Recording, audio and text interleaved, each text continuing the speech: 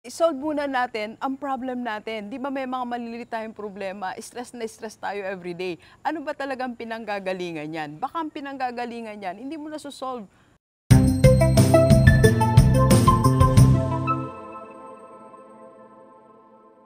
Okay, so Gilibers, pag-usapan natin, no? Balikan natin si Nehemiah. Ano yung number one leadership skill na nakita ko kay Nehemiah? Tingnan muna natin, no?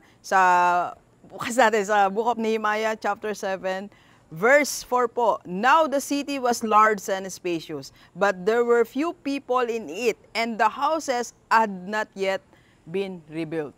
So, eto po yung verse or chapter na kung saan natapos na pong i-rebuild ang wall. So, tapos nang ma-build ang wall, okay na yung gate. So, at nakita nila, so sabi nila, okay na yung walls. Pero, eto po ang problem. And the houses had not yet been rebuilt. And ang daming space, maluwag pa yung space. Ibig sabihin, wala pa yung mga lahat, hindi pa complete ang mga tao na dapat nandoon. So, issues pa rin yun, challenges pa rin yun, problems pa rin yun.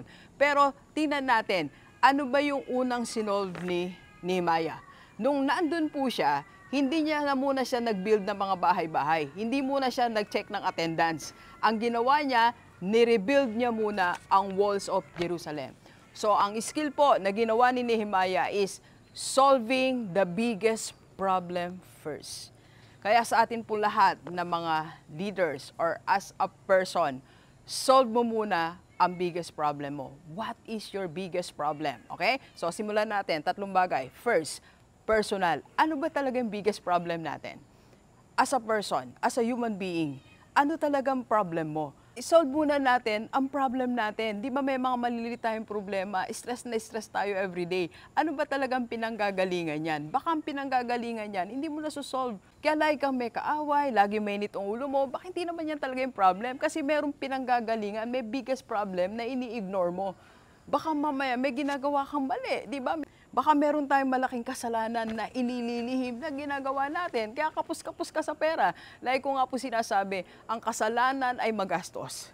Okay? So sa lahat ng mga may lihim na kasalanan, may lihim na malaking kasalanan, napapansin mo ba, laging kulang ang pera mo kasi po magastos ang nagtatago ng kasalanan. Okay? And second, bukod sa personal, ano pa sa family natin? Ano ba talagang biggest problem ng family natin? Baka naman kaya nag-aaway na kayo, kaya meron na kayong gap kasi kulang talaga yung income natin. Baka ang biggest problem mo is the source of your income. Okay? Ang source of income mo, ang biggest problem natin. Kaya tingnan natin, kaya may problema kayong mag-asawa. Alright? And fourth, sa business natin, sa lahat ng mga may negosyo, what is your biggest problem? Baka minsan din natin napapansin, ikaw pala na business owner, ang biggest problem ng business mo. So, what is the biggest problem of your business? So, yung bang, bakit konti ang sales natin? Konti lang sales natin. Ang biggest problem mo, baka yung leads. You cannot get enough leads. Wala, kulang ang atensyon na kukuha natin. Kahit mataas ang average na conversion rate mo, kung kulang ang leads mo, kulang pa din ang sales natin. Okay? Kaya sa atin pong lahat, G-Leavers, solve the biggest problem first. Sa sarili mo, sa family mo, sa business mo. Okay? Let's go. Let's go. Thank you for watching. We are inviting you to attend our free webinar on how to save and invest the right way and how to avail sa Kaiser. PM na sa personal live ko po.